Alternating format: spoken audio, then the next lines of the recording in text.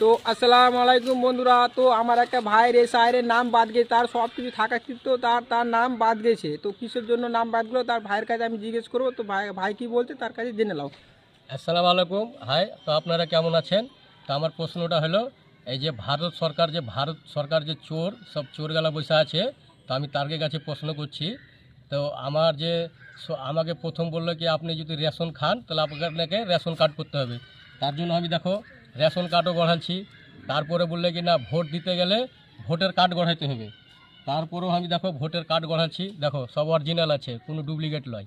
তারপরে বললে কি আরও হাবি করতে গেলে আধার কার্ড লাগবে, তারপরে আমি আধার কার্ডও বড়াচ্ছি। দেখো আধার কার্ডটাও সঠিক আছে, একদম পুরো অরিজিনাল।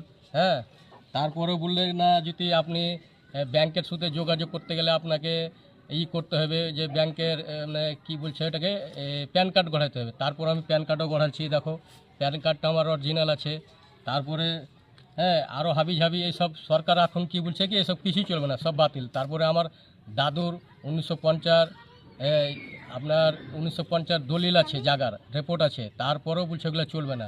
তাহলে এইসব ভারত সরকার চোর সরকারগুলোকে কি বলার উচিত? হ্যাঁ, তো এইসব আপনারা কমেন্ট করে আমাকে নিশ্চয়ই জানাবেন। এই ব্যাপারে আমি বলতে চাই ভারত সরকার চোর সরকারকে যে আমি যে ভারতের নাগরিক হব তাহলে আমাকে কি দরকার? আমার এত জিনিস থেকেও যদি বলে কি আপনি বাংলাদেশি কি কোন দেশ, তাহলে এবার আমি সরকারকে আমি কি দেখাবো? সেই আমাকে উপকার গেলা আপনারা আমাকে বলেন চোর সরকার। বলো।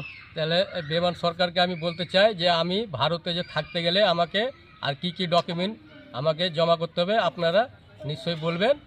আর এই যে এতগালি যে জিনিস করেছি 1950-এর এই যে আমার দলিল আছে, এগুলো সব ভুয়া বলছে। তাহলে আগেকার সরকারকে আমাকে করে দিতে হবে যে আমাকে কী করতে হবে।